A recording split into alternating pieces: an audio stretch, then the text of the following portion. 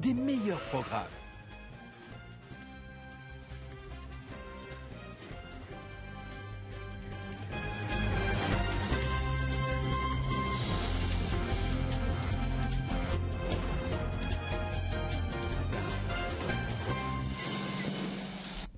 Lentement mais sûrement, nous avançons vers la fin de cette année 2019. Madame, Monsieur, lundi, premier jour de la semaine, il est 14 h. Bienvenue dans cette session d'information. Ouvrons cette édition en éducation avec le ministre de l'enseignement technique professionnel, de la formation qualifiante et de l'emploi qui a procédé le week-end dernier au lancement de la campagne des examens et concours 2019-2020. Et à ce propos, eh bien, justement, les personnels concernés a été édifié sur les opérations à réaliser avant les débuts effectifs de ces examens. Justin Bambaka et Gingolo, nos enfants de poids. Il est question de réaliser des opérations préparatoires et arriver au déroulé des examens. Une opération fondamentale, a signifié le ministre de l'enseignement technique, professionnel, de la formation qualifiante et de l'emploi. Nous attendions d'eux la même abnégation, la même volonté, afin que les résultats soient toujours de qualité. Parce que lorsqu'on double la phase préparatoire, on a tout doublé.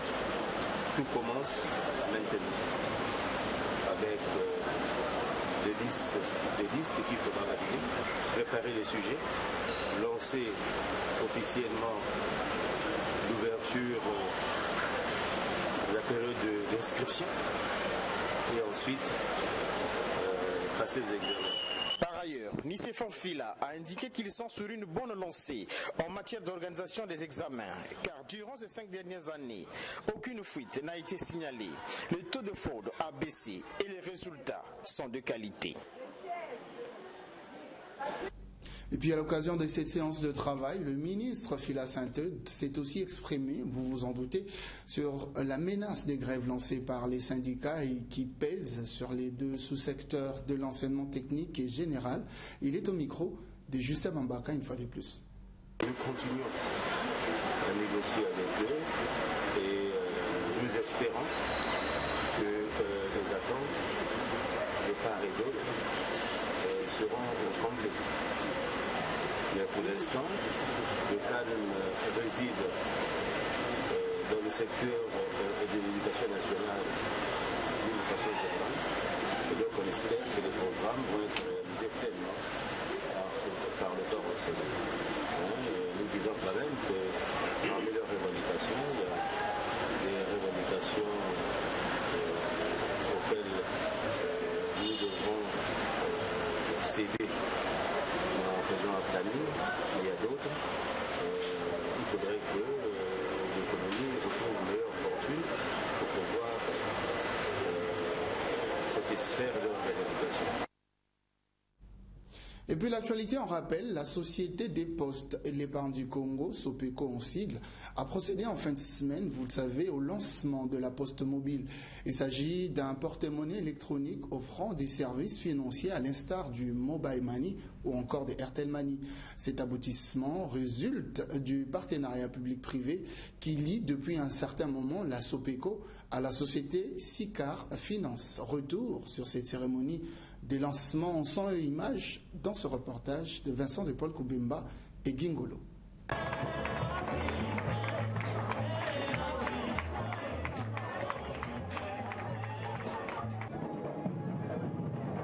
Cette coupure du ruban symbolique ainsi que le dévoilement de cette plaque marquent le lancement officiel ce 13 décembre 2019 des activités de la Poste Mobile en République du Congo. La Poste Mobile, ou porte-monnaie électronique, est une banque mobile créée pour les Congolais afin de leur offrir des services financiers digitaux à l'instar de Airtel Money et Mobile Money. Ce nouveau-né de la Société des Postes et de l'Épargne du Congo, SOPECO en sigle, est le fruit d'un partenariat public-privé conclu entre la SOPECO et la société privée Sicar Finance avec le soutien de la société TechPay. La Poste Mobile a été créée pour favoriser l'inclusion financière en donnant accès au plus grand nombre aux outils financiers. Comme il a été exprimé ici tantôt, un nouvel outil arrive dans le paysage congolais en offrant une nouvelle opportunité aux populations de faire, depuis leur téléphone, Android ou de première génération, leur opération d'ouverture de compte, de transfert d'argent, de retrait et dépôt, et même recevoir son salaire, sa pension, son bonus, etc. Quel que soit le lieu où vous vous trouvez et le moment. Oui, l'ère du numérique a tout bouleversé. Il est impérieux que la poste s'arrime à la nouvelle donne afin de redorer l'ancienne image de la poste appelée Poste Nzete Mbongo, dixit la directrice générale de la SOPECO. Selon le rapport mondial de 2007 du cabinet Capgemini et la banque BNP Paribas, l'usage des paiements électroniques est de plus en plus répandu. Il représenterait près de 726 milliards de transactions dans le monde en 2020. Un autre récent rapport de la Banque des États de l'Afrique centrale, cette fois, nous indique que le volume d'argent en circulation dans les comptes mobile money et non encore décaissés était estimé à 125,7 milliards de francs CFA en 2018, avec 6,7 millions d'utilisateurs actifs. Dans le cas particulier du Congo, le revenu du marché du mobile money s'est élevé à 627 millions de francs CFA, données issues de l'ARPCE, février 2019. Les Congolais doivent s'approprier ce nouveau projet qui propose plusieurs avantages. Dépôt d'argent, transfert, paiement des factures, entre autres, d'où l'enrôlement de ses premiers clients. Il est un projet lancé pour les Congolais qui sont, pour certains, les abonnés d'Airtel, MTN et Azur. Et comment cela fonctionnera? Quels sont les avantages? Zena Bayela explique. Partout où vous êtes, déjà avec votre téléphone, vous avez une application qui vous permet de gérer votre compte, qui vous permet d'envoyer de l'argent. Il y a la possibilité d'envoyer de l'argent de compte à compte, c'est-à-dire entre deux abonnés poste mobile. Il y a la possibilité d'envoyer de compte à cash, que ce soit une personne qui est abonnée poste mobile ou pas. Vous lui envoyez de l'argent et il y aura un message que vous allez recevoir avec un code que vous allez transmettre à la personne. Et cette personne-là va se diriger vers un point et va donner juste son numéro de téléphone et le code. À ce moment-là, il pourra retirer son argent. La souscription est gratuite. Pour permettre aux Congolais d'utiliser ces services, la SOPECO a formé 50 agents de guichet et opérateurs de caisse de deux entités qui sont déployés dans la ville du nord au sud pour recevoir les clients. De même que 40 commerciaux temporaires ont été recrutés pour la même tâche. Sous peu, ces services vont s'étendre sur toute l'étendue du territoire national, a conclu Monsieur le ministre. Dans un autre registre actualisé, le portefeuille de projet du pôle énergétique de l'Afrique centrale, évaluer les plans d'action et le budget 2019 et puis faire une projection sur l'année 2020. Ce sont là les points abordés au cours de la 20e session du comité du DIPOUL. La rencontre qui s'est tenue la semaine dernière à Brazzaville a regroupé les dirigeants des structures publiques d'énergie des pays membres de la zone CEMAC.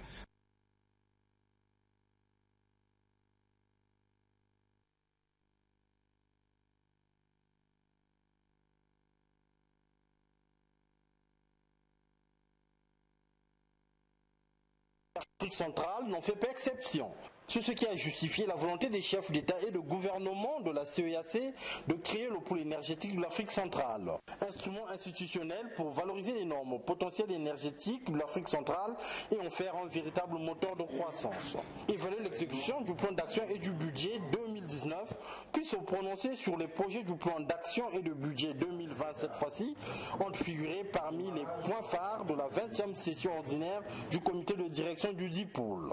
Instance qui s'est aussi réjouie de quelques progrès enregistrés, à savoir le renforcement de la gouvernance, la relance des activités opérationnelles et la diversification des partenaires. Malgré cela, beaucoup reste encore à réaliser, tâche à laquelle s'attellent les dirigeants des entreprises publiques d'énergie de la sous-région.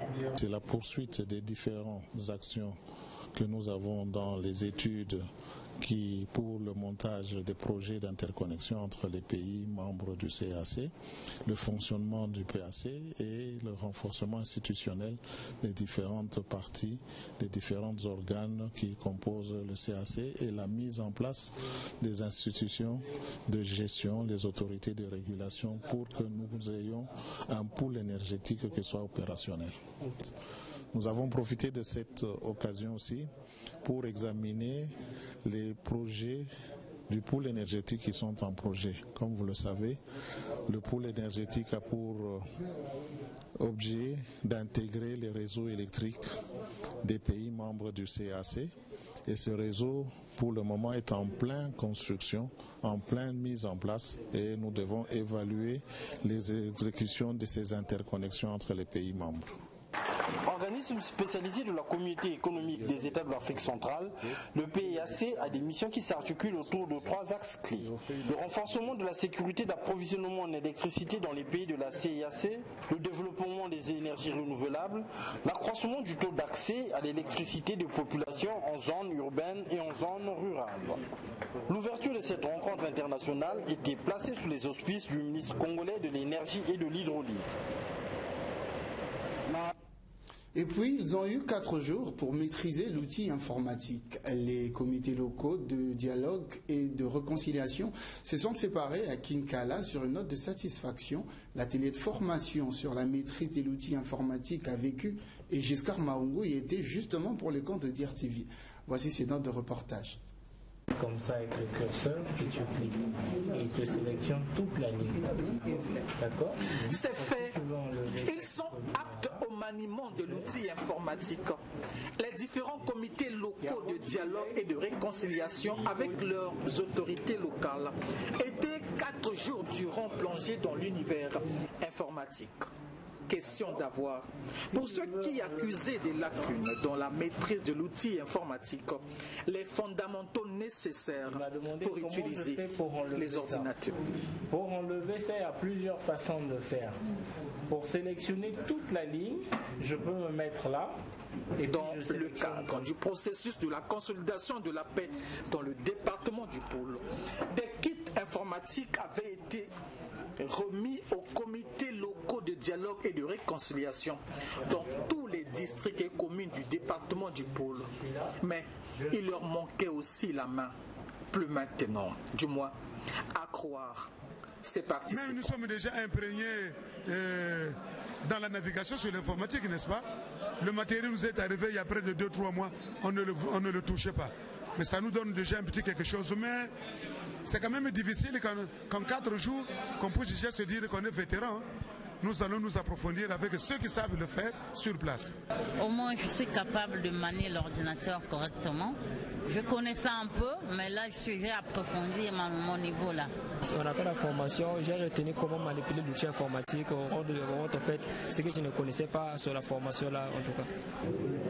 Comme le mercredi dernier, c'est Albert Samba, le directeur du cabinet du haut-commissaire à la réinsertion des ex-combattants, qui a refermé les portes de cet atelier, non sans espérer que les enseignements reçus seront mis à profit pour une meilleure production des documents administratifs dans leurs services respectifs.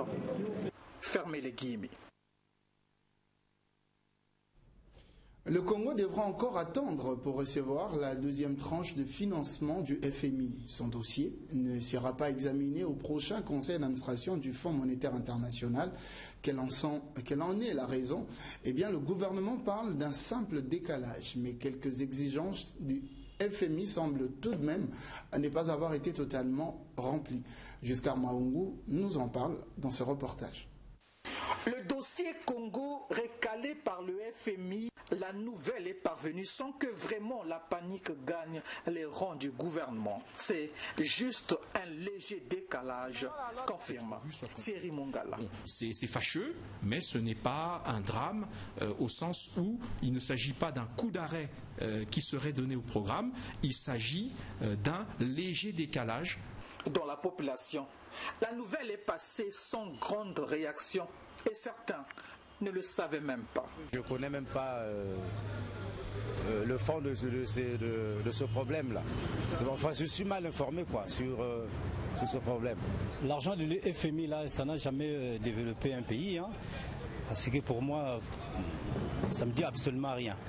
À l'origine, 3 actions concrètes qui devaient être accomplies par le gouvernement et qui, vraisemblablement, a traîné les pieds. Comme vous le savez, quand on dit trader, ce sont des gens qui sont là pour défendre leurs intérêts.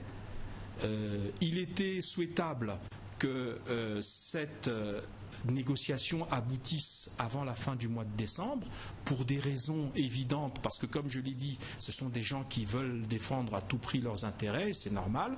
Eh bien, la discussion est serrée, la discussion prendra un peu plus de temps et va déborder au-delà de l'année 2019. Cette dette commerciale avec les traders, il y avait aussi la dette intérieure. Le processus est bien lancé, confirme le porte-parole du gouvernement. Les démarches entreprises sont largement entamées, mais il faut attendre un tout petit peu encore. 3e acte, c'est la mise en place des conditions plus efficaces de lutte contre la corruption. Le processus, là aussi, de mise en place de la haute autorité de lutte contre la corruption semble traîner. Le gouvernement a pris les textes pour la mise en place de la haute autorité de lutte contre la corruption. Cette haute autorité est en cours de constitution, tout simplement parce que le point essentiel qu'il faut comprendre, c'est qu'on ne peut pas lutter contre la corruption en voyant dans cette haute autorité des gens nommés, caporalisés et éventuellement dépendants du pouvoir exécutif ou de quelque pouvoir institutionnel que ce soit. Il fallait donc il faut prévoir une procédure de recrutement. Reste l'efficacité et l'effectivité de cet organe. Ce dont nous avons besoin, c'est un signal fort qu'il y ait réellement la lutte contre la corruption dans ce pays. Le gouvernement semble toujours timoré. Le rapport Nguélé sur des cas de corruption dans 2 structures et sur un membre du gouvernement est encore là pour nous donner cette impression.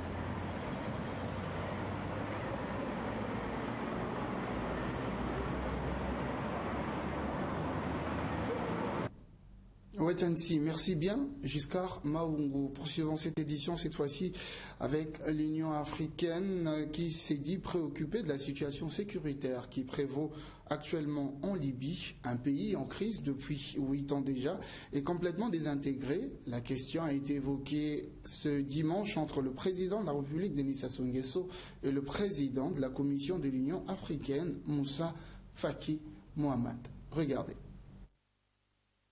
La crise libyenne qui continue de défrayer la chronique sur le continent reste une préoccupation majeure pour l'Union africaine. C'est ainsi que ce dimanche 15 décembre 2015, dans le cadre d'une consultation permanente, le président de la Commission de l'Union africaine est venu rendre compte au président de la République, Denis Sassou Nguesso, président du comité de haut niveau de l'Union africaine sur la Libye, des derniers développements de la situation qui prévaut actuellement dans ce pays, avec des ramifications dans la zone sahélo-sahélienne. La situation en Libye est sérieuse. Le combat se déroule dans la capitale. Vous avez vu l'impact de cette crise dans la région. La dernière situation au Niger dénote de la gravité de la situation.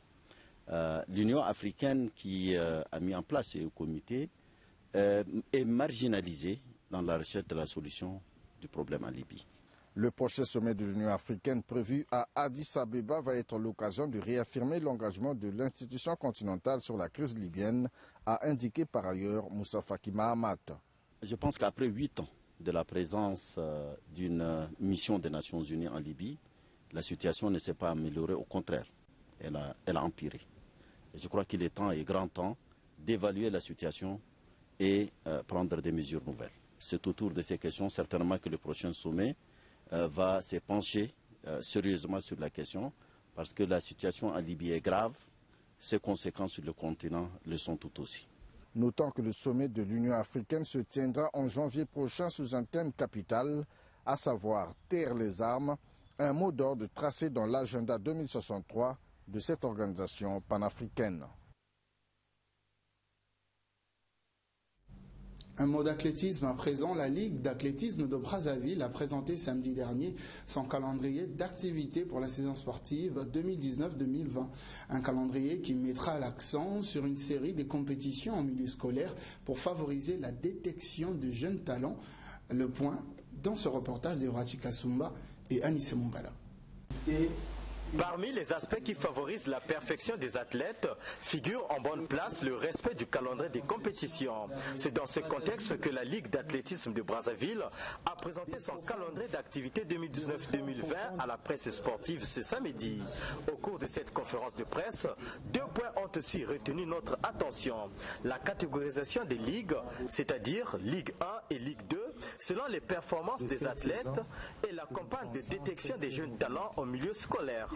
Tout ceci s'inscrit dans l'esprit de la créativité, de l'innovation, a déclaré Ange Thomas Sidney Ndondou, président de la Ligue d'athlétisme de Brazzaville. La catégorisation de nos athlètes en 2 grands groupes, élite et relève, prouve la santé, la vitalité de l'athlétisme dans notre département. L'athlétisme à Brazzaville se porte bien. L'élargissement de la base des pratiquants, celle-ci se fera en milieu scolaire. À partir des championnats scolaires, s'appuyant sur une vision réaliste, adaptée et concertée.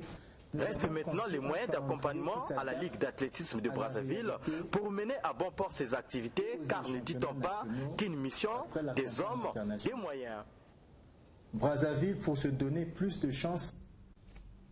Dernière ligne droite de cette édition, décédé le vendredi 22 novembre dernier à Paris en France, Jean-Jules Okabando, même si nous n'avons pas encore les précisions sur le programme des obsèques, sera probablement inhumé le mercredi prochain. C'est lui qui a occupé plusieurs postes administratifs, des responsabilités, notamment celui de maire de Brazzaville. Nous avait fait l'honneur de les recevoir sur le plateau de L'Homme et son temps, l'un des programmes les plus suivis de DIR-TV International. Au cours de cette émission, Jean-Jules Okabando avait fait une évocation sur ce qu'il pensait de la mort. Regardez. Aujourd'hui, il y a cette grande carence. Le fait qu'on ait dépolitisé l'armée ne devrait pas faire de telle sorte qu'il n'y ait même pas la formation civique. Il n'y ait pas de cours du soir. Dans toutes les unités de l'armée, à notre époque, il y avait des cours du soir qui se faisaient l'après-midi. Et des différents niveaux. Il y avait des sous-officiers qui étaient inscrits en formation dans des écoles de correspondance, écoles universelles, les formations universelles en Europe, et qui affrontaient des examens. Parce que chaque examen de sous-officier, il y avait une partie de culture générale. Chaque examen d'officier, il y avait toujours une partie de culture générale. Et de culture générale et politique. Et quand on n'était pas politisé, il était très difficile d'aller suivre des examens du niveau de l'Institut de défense en France, où il y avait des généraux qui sortaient des écoles européennes ou françaises de très haut niveau. Donc, l'armée a été pour nous une grande école. Dites-nous, Excel. Voilà, vous avez compris que Jean-Jules Okabando parlait là plutôt de la formation au sein de l'armée. Nous aurons l'occasion de revenir sur son passage en rapport avec sa pensée de la mort dans nos prochaines éditions. Merci à vous d'avoir suivi cette édition. Au revoir et à très bientôt.